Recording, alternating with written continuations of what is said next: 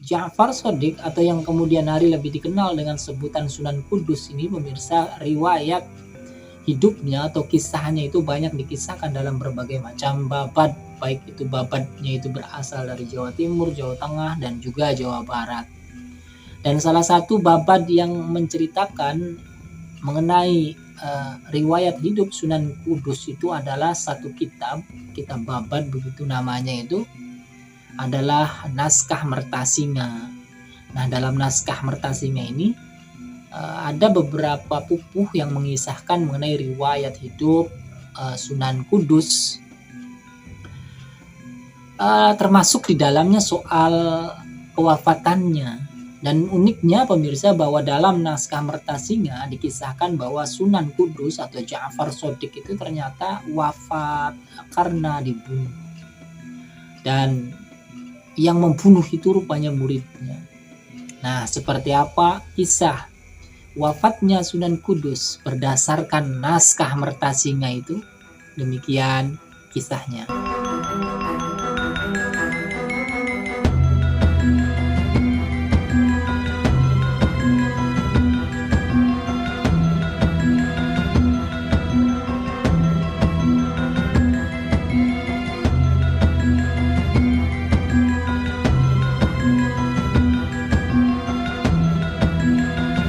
Jadi pemirsa, bahwa dalam Naskah Mertasinga itu bahwa Sunan Kudus itu wafat itu ketika sedang melaksanakan sholat subuh.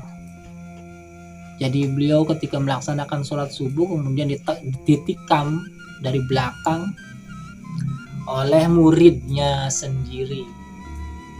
Nah, murid Sunan Kudus yang membunuh murid Sunan Kudus yang membunuhnya itu dalam catatan Naskah Mertasinga itu namanya itu Tandu Jupu atau Tanda Jupu. Orang inilah yang menyuruh membunuh gurunya sendiri. Nah, kemudian kenapa murid daripada Sunan Kudus itu tega membunuh gurunya? Hal ini karena politik ya pemirsa. Karena Tandu Jupu ini dikisahkan adalah orang yang disuruh oleh anak Sultan Demak terakhir yang dibunuh oleh Arya Penangsang itu, atau anak daripada Sunan Prawoto, Sultan Demak yang dibunuh oleh Arya Penangsang itu. Nah, disuruh oleh anaknya itu, disuruh. Mengapa disuruh demikian? Karena anak daripada Sunan Prawoto itu mempunyai dendam terhadap Sunan Kudus karena pembunuhan ayahnya itu yang dilakukan oleh Arya Penangsang itu disetujui oleh Sunan Kudus begitu, sehingga pangeran itu, anak Sunan Prawoto itu ya merasa dendam, kemudian membayar Tandu Jupu untuk melakukan pembunuhan terhadap Sunan Kudus dengan iming-iming harta gitu, dan juga dengan iming-iming jabatan. Nantinya Tandu Jupu ini diiming-imingi akan menjadi pengganti Sunan Kudus, akan menjadi seorang dipati di Kudus gitu. Nah, nantinya Tandu Jupu ini dalam Naskah Mertasinga ini kemudian ya memang nantinya menggantikan Sunan Kudus, dan kemudian gelarnya itu adalah Dipati Wisesa. Ini dalam Naskah Mertasinga itu seperti itu kisahnya. Selepas terbunuhnya Sunan Kudus ini pemirsa, ternyata Arya Penangsang yang kala itu menjadi Sultan Demak yang berkedudukan di Jipang begitu, ini ngamuk, marah begitu. Apalagi Arya Penangsang mengetahui jika gurunya itu dibunuh, sehingga Arya Penangsang dengan bala tentara yang banyak itu nantinya menyerang Kudus. Namun ketika menyerang Kudus itu Arya Penangsang itu tidak menemukan putra daripada Sunan Prawoto itu, sudah melarikan diri ke Pajang. Akan tetapi Dipati Wisesa itu tertangkap, dan kemudian setelah tertangkap itu ya dibunuh oleh Arya Penangsang itu.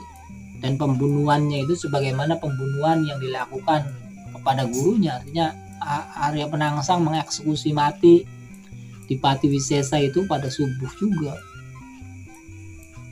Jadi Dalam naskah itu pemirsa dikisahkan bahwa Arya Penangsang itu begitu mengamuknya ketika tahu gurunya itu ditikam, itu begitu emosinya sehingga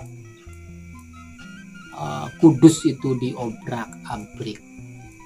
Bahwa naskah Mertasinga dalam hal ini pemirsa mencatat bahwa Sunan Kudus ini memang salah satu ulama yang mendukung keluarga Arya Penangsang.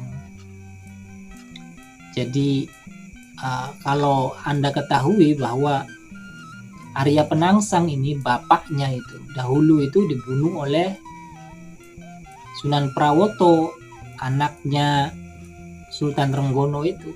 Jadi ketika Sultan Trenggono hendak naik tahta ini kan rebutan dengan kakaknya Pangeran Sedaing Lapen itu.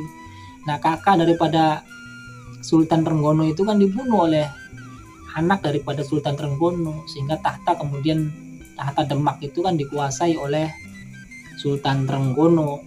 Dan ketika Sultan Trenggono naik tahta itu pemirsa, Sunan Kudus itu sudah berseberangan dengan pemerintahan Demak itu, karena beliau itu lebih berpihak kepada keluarga Pangeran Sedaing Lapen, ya, kepada keluarganya Arya Penangsang itu. Jadi memang sudah ada konflik internal. Tapi garis bawahnya bahwa memang pembunuhannya itu ya karena dendam politik.